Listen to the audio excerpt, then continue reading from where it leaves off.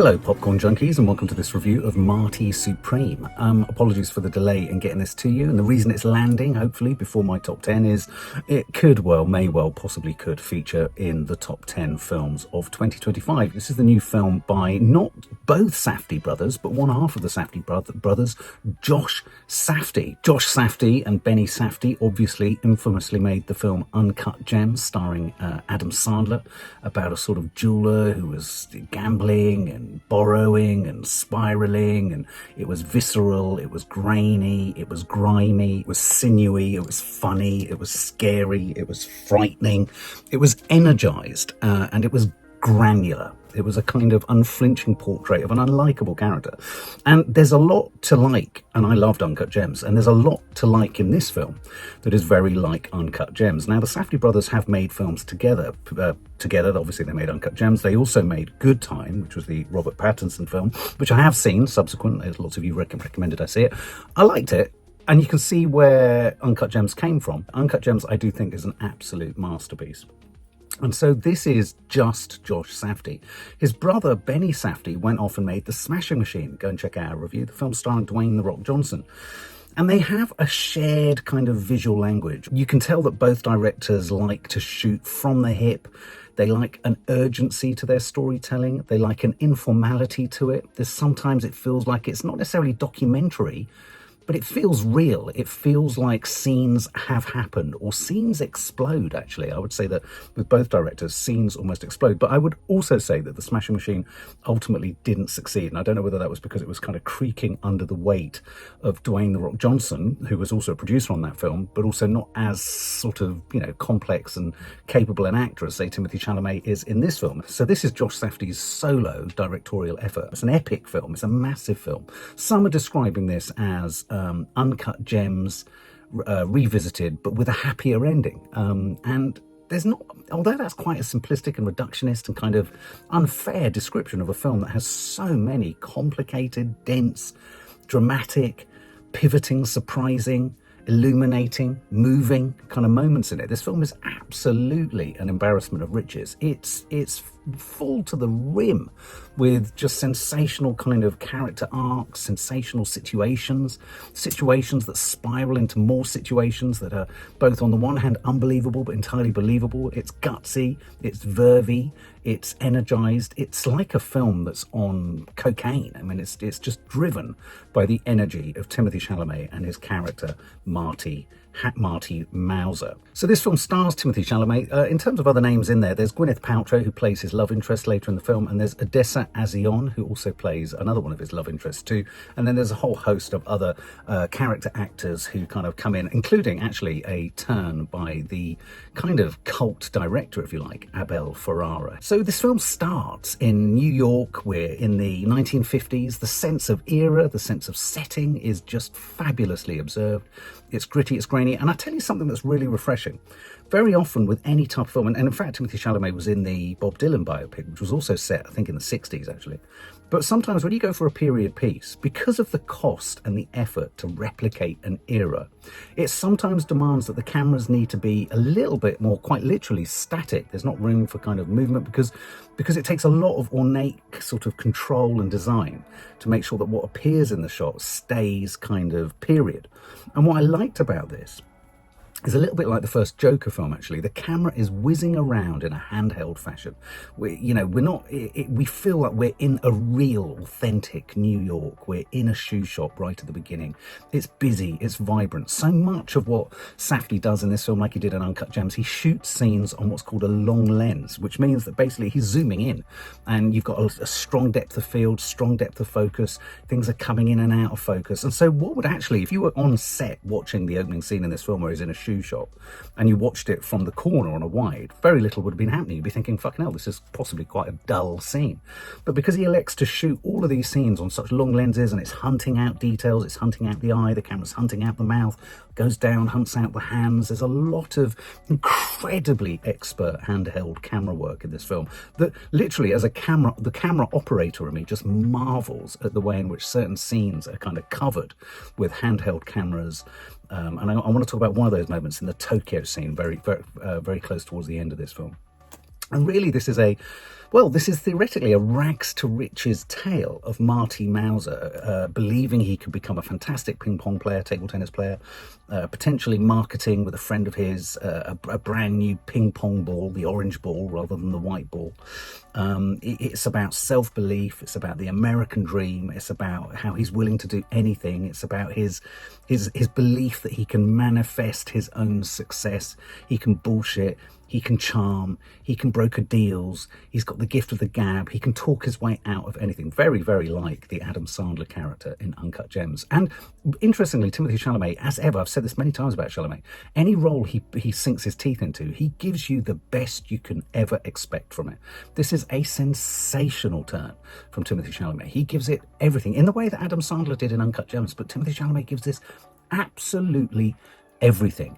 There's an energy, there's a self-regard in this and an arrogance in his personality that I think maybe has spilt over into some of the PR and press stuff that he's done to promote this film, about which many people have had quite strong negative reactions, thinking, oh, he's a bit cocky, he's a bit show-offy. To perform, to deliver a role or a performance like this, this believable, this complex, this driven, this self-regarding, and really this is an entire film about hubris. This is his hubris. It is, because I want to call it a rags to riches, because he's driven, he opens doors, he makes things happen for himself, but he gets nowhere. And I think that's what's so excellent about this film, is that despite all of the kind of bullshit, all of the conniving, all of the charming, all of the skill, because let's face it, he's an incredibly good table tennis player. Despite all of those things, he ends up repeatedly throughout this film in ever more dangerous, difficult situations where he has less and less and less. His whole life is on credit. His whole life is on loan. He hasn't got the money to pay a hotel room. He hasn't got the money from his job selling shoes. He's got nothing, and he never has anything. And yet he manages to open doors, get on planes, travel the world, etc., etc. And so in that way, it's a really interesting inversion of the idea of the American dream, because this guy's got something. He's got the charm, he's got the chat, he's got the words, he's got the walk, he walks the walk, he talks the talk. He's got the skill set. And yet, interestingly, he's also not got the true emotional connection with anyone, because he bullshits everyone, he uses everyone, he takes advantage of everyone, he cons everyone, and that, it becomes a really interesting character portrait about how be careful about what drives you, because yes, success might be A, B, C and D, and you may manifest what your ultimate idea of success is, but unless, I hate to keep going back to this, unless you have connection with someone, and the final shot, the final sequence in this film screams out what that connection was that Marty needed, then all of it is meaningless. So this is, as I say, epic film. It comes in at it comes in at 2.5 hours long. It doesn't let up, a little bit like One Battle After Another. Once it starts, once the firing gun, the starting gun is fired, this film just charges along. And it was interesting, I was talking to one of my daughters who didn't enjoy it as much as the other, and their issue with it was they couldn't get on board with the table tennis. Now, there are quite not long sequences, but brilliantly kind of covered, shot, executed scenes of table tennis play, ping pong, for want of a better expression. And yes, it's a sporting biopic, and it's loosely based on a real character in real life who went through this journey. And so to that extent, there's a kind of biopic aspect to it. But for me, the ping pong, the table tennis aspect was kind of a bit of a red herring. It could have been anything, like in Uncut Gems, he was a jeweler. This could have been, well, not really golf. But what I did like about the use of the sport table tennis, it's such a rapid game, isn't it? It's so fast. We all like playing it at some point in our lives. But ping pong, it's back, forth, ever more elaborate shots. The game of ping pong, a long ping pong rally is probably the greatest analogy or metaphor to describe what this film is like watching it. We were quite near the front where you're literally, eyes are everywhere. You are with characters, you're not with characters. The camera is literally on a journey, just sort of spiraling through Marty Mauser's life, and all of the kind of, all of the dead ends and all of the kind of traps and holes that he finds himself in. So he works in a shoe shop. The whole scene is very strong. He's Jewish. He comes from a very strong Jewish community in New York. That's drawn brilliantly, a little bit like it is in Uncut Gems. You know, there's a wisecracking New York. His relationship with his dad is fantastic. The other thing that I like that certainly this Safdie brother, Josh Safdie, does is not only does he cover scenes with long lenses, so they've got a very active camera throughout, very kind of relatively kind of ordinary scenes, say in a shoe shop. He also goes for extraordinarily, unflinchingly close-up, macro close-ups of characters. So, for example, Marty Mauser's dad, Marty himself, all the way through this film, you can see every blemish in Timothée Chalamet's skin. You do come out of the cinema thinking, has he got that many blemishes? Maybe he has. Maybe this was a really unveined performance. But and the grade is such that it really ramps up the red or the broken veins and all this. And some would argue, God, that's so unflattering. God, that's so ugly. But for me, these close-ups, so let's stick with, say, his dad as a character. Whilst on the one hand, yeah, okay, it's very intrusive, and it's very kind of, wow, that's garish, and my God, he looks red and sore, and wow. But at the same time, it's also quite beautiful, because there's no room for vanity in this, and there is absolutely no room for vanity, which is what makes Gwyneth Paltrow's performance in this quite interesting, because actually the only moment where there is vanity is where there is kind of in the natural world going to be vanity, because she plays an actress. She plays a sort of fading starlet Hollywood star.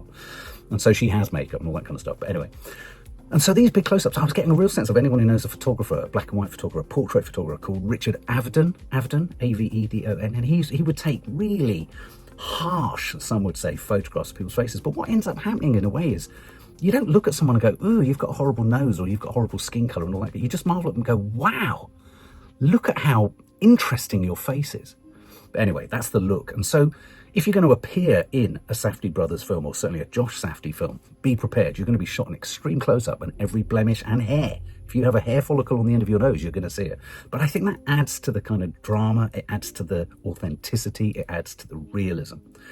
And so we go from his shop in New York, he's owed money, he has a bit of a argy-bargy, sort of threatens to kind of rob his own father's shop to get the money. Brilliant scene there at the safe. He finds himself at the Ritz in London. Wonderful table tennis scene where he's being interviewed by British journalists. Again, all of them teeth shocking, eyes shocking, all of us shocking. But, you know, brilliant kind of interaction between him and the press, the gift of his gab, his ability to kind of shoot the breeze. He's a master of the one-liner. And it's here that he sees Gwyneth Paltrow arrive at the Ritz. And he's got the wherewithal to find out what room she's in, phone her, keep her on a conversation, suggest that maybe they could go on a date and all this kind of stuff. And he's a charmer, he's a smarmer. And this is despite him having left his kind of, if you like, his childhood sweetheart, played by Odessa A'zion. She's brilliant. I mean, she's beautiful, and she's fantastic. You know, he's just, what is he? He's a schemer. He sees in everyone a scheme. And of course, you know, you want to think, oh, he's just a charmer and he woos Gwyneth Paltrow, but it's all about this. It's all about money. He's at the Ritz and he's got no money to stay at the Ritz. Anyway, after that competition, he gets to the final. He gets beaten by a Japanese player who's kind of playing. I always felt this whenever I played table tennis. It was always that. I always wanted to be able to do whatever that sort of side serve was, which kind of gave it a spin and all that. And anyway, he struggles to master the return back on this Japanese spin master. So he comes back to New York empty-handed, empty-cashed, a failure, even though he's done really well, a failure. And so you think, oh, under any other normal circumstances, anyone who had this kind of knockback would just silently retreat and rebuild their wealth. But no, because he stole the money from his own dad, his dad brings the police in, they threaten to arrest him. He starts to have a bit of a kind of re-romance with his childhood sweetheart, Odessa A'zion, but she's moved on and she's with someone else, but she's also pregnant. He doesn't assume for a minute it's his child. Is it his child or isn't it his child? She makes us believe, Odessa makes us believe, that it must be his child. And Marty's kind of arrogance and his belief that he can win every situation, get everyone to do whatever he wants, he can control the narrative, he can spin his opportunities out of just conning people all the time. He has become incredibly provocative in a restaurant in New York. He becomes incredibly provocative with Gwyneth Paltrow's husband. And Gwyneth Paltrow's husband is a chap called Milton Rockwell, who was an influential businessman and a manufacturer of ink and what have you. And he tries to kind of enter into a deal with this guy because he's got so much money and he's wealthy. Gwyneth Paltrow's kind of light is kind of fading. So the money situation in the Gwyneth Paltrow-Rockwell situation is with Rockwell. And Rockwell makes a business proposition to Marty. He suggests, why don't you just do a performance? Throw a match. I want to send you to Japan. I want you to do this kind of, it's almost like a press promotion piece where you lose the fight, you lose the match, you'll earn a lot of money. We open up the marketplace of Japan Japan, but Marty's too kind of, he's hubris, he's too proud. He's like, I don't want to fucking tour with the Harlem Globetrotters. They're performing monkeys, they're circus acts. It's, you know, they're great sportsmen, but they've sold out. I mean, I remember thinking that in the 70s and 80s. Oh, the Harlem Globetrotters. If they were that good, why aren't they playing? But actually, they just became a kind of vaudeville act. And he becomes a vaudeville act, where he's actually, in one scene, he agrees to do this because he's so down on his luck. And in one scene, he's actually playing table tennis against a walrus. I kid you not. And he does all this touring with his mate, Kletsky. And Kletsky is a curious character. He's another table tennis player. At a moment in a restaurant when he's having lunch with Kletsky, and Rockwell comes over, and he kind of starts to spin this yarn with Rockwell. Kletsky tells us this flashback story about when he was in Auschwitz in the concentration camps, and he was allowed out to kind of collect honey, and how he smeared the honey all over his body, and then went into the concentration camp and allowed the other inmates, concentration camp prisoners, to lick the honey off him. It was a curious moment in the entire film, which was the one and only moment where we kind of departed or left the nowness of the film, and went off in search of a kind of incredibly impressionistic, powerful, brilliantly directed, shot scene performed by the guy who played Kletsky, who was also in Son of Saul. Fabulous scene. I mean, very much interested in that Jewish Holocaust, history. And yeah, it was just a kind of really odd, kind of poetic and magically awful moment where you were just like, wow, what an odd kind of diversion or deviation away from this thrusting, propulsive storytelling. And so Marty finds that for some reason, because of the bill at the Ritz in London, he's been banned from being able to play in any future tournaments. This is what throws him and makes him go back to Rockwell. Rockwell had made this offer of, why don't you just come to Tokyo, earn a load of money, throw the match, be a bit of a performing kind of clown. You're already now a performing clown playing against walruses and what have you. But there's this moment, and this is a kind of absolutely astonishing moment in the film where me and Maddie both were leapt out of our seats, where he's in the bath in this cheap motel or hotel, and the bath quite literally falls through the floor, and as it falls through the floor, it crushes a gangster, a mobster played by Abel Ferrara, this kind of cult indie violent filmmaker from the 70s and 80s. Miss 45, Angel of Vengeance, I seem to remember seeing at the Scala years ago. It falls on him, but it also falls on his dog that he's bathing in the bath. And then this whole, and I can't work out whether there was a kind of in-joke here, because quite literally, it's a shaggy dog, it's a shaggy Alsatian, and quite literally a shaggy dog story ensues out of this ongoing arc of Marty's kind of failure, success, failure, sellout, hubris, etc., of whether he can make it as a table tennis player. Suddenly we have this narrative of almost Bonnie and Clyde-esque, where we have Odessa and we have Timothée, their characters heading off, rushing off with a dog, being chased. They lose the dog.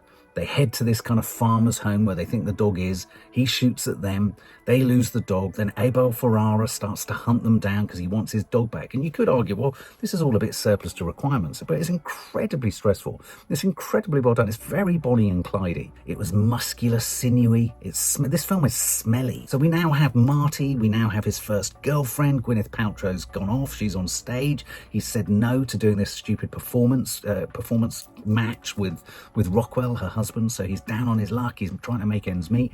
He's now at his mate's flat, Dion. This is the overweight boy who's kind of in the trailers, and he said, yeah, you can stay here for a bit, but don't make too much noise. I don't want you to wake up my dad. But they're staying there. She's pregnant. Marty's still kind of chancing. And this boy, Dion, is such a sweet moment. For his first film, Dion has devised and developed the orange Marty Supreme table tennis ball, and you're like, oh wow, maybe this is the way he needs to go. Maybe he needs to stop trying to be a successful player. Maybe he just needs to be a marketeer of table tennis balls, and that could be his success story. Very poetic, symbolic moment where Dion, once he's been taken advantage of, and Timothée Chalamet smashed up his dad's car, and he's just, again, Timothée Chalamet's character, Marty, takes advantage of everyone. Marty uses everyone. He extracts all their generosity. He extracts all their connection. He woos them. He wines and dines them. He promises them, which is why watching his demise, or watching his humiliation, and boy does he have to be humiliated, is quite enjoyable in a way, because he's brought it all upon himself. And in that sense, it is very much like like Uncut Gems. It's a similar trajectory, but some say with a slightly happier ending. I disagree. I don't think that there is a happy ending to the end of this one. I mean, okay, he doesn't die, just a spoiler alert there, but I wouldn't say it's a happy ending. The sort of towards the last act, we have an embellishment of his kind of flirtation and relationship with Gwyneth Paltrow. He's had a fling with her. He tried to nick her necklace or make it fall down the kind of shower plug. It was costume jewelry. It wasn't worth anything. There's no value in her. She's a has-been. She was a Hollywood starlet. The only value is in Rockwell. It's her first night. He goes and visits her in the theatre. There's a great moment where he shares his kind of, he's not afraid to voice his opinions from behind his kind of mole-like glasses. Never embarrassed to say, no, what I think you need to do here is this, this and this. He's telling the director how to direct. He's telling other actors how to act when he's in the wings as they're rehearsing. Anyway, so she has her first night. There's a big first night party. He goes, he gate crashes the party. Her first, the overnight reviews come in, they're devastatingly bad. She's in tears, so now he can't access the kind of, they've just been out in the Central Park snogging, nearly getting arrested. She's given him a really valuable necklace to help him out, and he loses the necklace because she has to bribe the police. So there are so many complex twists and turns and high points and low points. I mean, they're exhaustive. There are so many. But his use and using of Gwyneth Paltrow was interesting. He was trying to drain even the last vestiges of whatever reputation or success she might have. And at the moment that she gets her overnights in and she's devastated and she's lost, that's the moment he goes to Rockwell and he says, I'll do your performance match in Japan. I'll humiliate myself and I'll lose the match just for you, just to get the cash. But Rockwell is going to have his fucking pound of flesh. And his pound of flesh in this instance is thwacking Timothée Chalamet's bare bottom at this party with a table tennis racket. And it happens. And apparently Timothée Chalamet allowed it to be his bum. They had a butt double, but he was like, no, it's got to be my butt. I mean, that's how invested in this role Chalamet is. It was him or no one. It's all in, all the way. And so he gets slapped on the butt, goes off to do this kind of performance show, this kind of, basically it's a throw. He's going to throw the match in order to kind of ingratiate the Japanese. Rockwell sells lots of money, but of course it doesn't go that way. He does lose the match, but then suddenly he's going to be asked on stage in Japan, not only has he just had his arse thwacked at a party in New York, now the Japanese are going to make him kiss a pig, kiss a hog. That's his humiliation. And then finally he negotiates a kind of, no, let's have a proper match, and whoever wins walks away from here. And not surprisingly, Timothée Chalamet gets what he wants, proves his skill as a player, proves his survivalist instincts, goes against Rockwell, finds himself stranded again. Even in his success, he's stranded without a flight. He's lost. He's betrayed everyone in his hubris to succeed. In terms of this being a really interesting narrative or treatise or thought or fable on what is success, what is a success story, this guy, Marty, has traversed and trampled over everyone. He's killed dogs. He's crushed mobsters in baths. He's had farmers shot. There's a shootout. He's got his first girlfriend's up the duff and about to have a baby. His best friend's dad's car's destroyed, and all the effort that his friend put into devising the Marty Supreme ping pong ball goes out the window, quite literally. Almost the only shot in the film, which is a paused moment where the balls just land slowly. It's the only sort of moment where you kind of almost come up for a breath of air. This film doesn't allow you to breathe. It was so stressful. I needed my asthma pump on a couple of, I didn't really, but I mean, it almost gives you asthma. It's that breathless. It's that exhausting. It's that stimulating. It's such an overstimulating film in a good way, And yet right at the end, even though he's finally he's humiliated himself with his arse being thwacked, he's thrown the match and then told everyone it was a sham anyway. And then he says, let's play the match so that he can prove that he can win. And he wins. But even in the winning, he's denied a flight home. He flies back with the American army, and then he gets back to the hospital. He sees Odessa. She's had or having the baby. And then we have this incredibly long scene or long shot right at the end of the film where he's handed his newborn son. And he can't stop crying. And I felt in this final shot, the suggestion here very strongly was that that his connection with almost everyone and anyone wasn't real. And you felt him crying over his lost relationship with his mum, who's a kind of very sort of on the margins character earlier in the film, his lost connection, the way in which he's used everyone, to the point that he's used Odessa, his girlfriend, the mother of this child, of his son, but she's also used him back. She feigned having been hit in the eye by her sort of husband in order to kind of make him feel sympathetic. So she did to Marty what Marty's done to everyone else, but she was doing it in order to be with him. He doesn't want anyone. He wants everyone, and everything is about what it can do to help him in his success on his journey to prove himself. And at the moment that he has a child thrust into his hands, Timothée Chalamet's performance is flabbergasting. He just bursts into tears, breaks down, and we have this long scene where he's just sobbing uncontrollably in big sort of unflattering close-up. And then we keep coming back to the baby, and I paused at this point and I thought, I don't know whether I don't know if this was conscious. I mean, all bald babies look like bald men, don't they? They look like certain types of men. I think bald babies just look like sort of certain types of men. I couldn't help but feel that the shot was telling us that this baby was actually not Marty's. It was potentially the other guy's. Because basically they only know it's Marty's based on the idea that Odessa has told him it's his. And I felt that in this, the kind of heartache, though he isn't shot like Adam Sandler is at the end of Uncut Gems, the heartache in this final shot was, here was connection, a filial relationship connection, unfettered and unfiltered and direct and pure. And yet even in that connection, there wasn't, or there might not be, certainty regarding whether this child was his or not. And so I felt there was it was a Pyrrhic victory. You could look at it and go, oh, he's realised the error of his ways and he's in tears because he needs this connection with a child that he never had with his parents, and he realises, or he realises that's what he wants, but he also realises that forever and a day he's never going to know whether this child is his or not. And that's all his fault. Everything that happens to him is his fault. Everything that's successful that happens to him is because of his skills. But everything that goes wrong for him is because of his use of other people. And I think it's just a fantastic portrait of hubris and the way in which people can use people, and how do not let the dream and the act of accomplishing the dream eclipse the journey or the relationships or the people alongside you who are your journeymen and women, willing to come with you and wanting to be with you. Ignore them at your peril. And so all in all, I would say this was an absolutely startlingly brilliant film. Yes, huge echoes of Uncut Gems, but geez, Timothée Chalamet deserves the Oscar, but it's going to be a tough ask between him, I think, and Leonardo DiCaprio. This was an amazing film. It was sensationally, I found it riveting. I found even the table tennis scenes incredibly watchable. How to cover a sport that involves a racket, albeit smaller, and a ball in a way that I hated in a film like Challengers. I loved it in this film. It was fast-moving, it was funny, it was whip-smart, the scripting, the lines of delivery, every single small performance in this was rich and believable and deep and traumatic and engaging. It was a fantastic film, and I would give this, without a shadow of a doubt, 100 out of 100.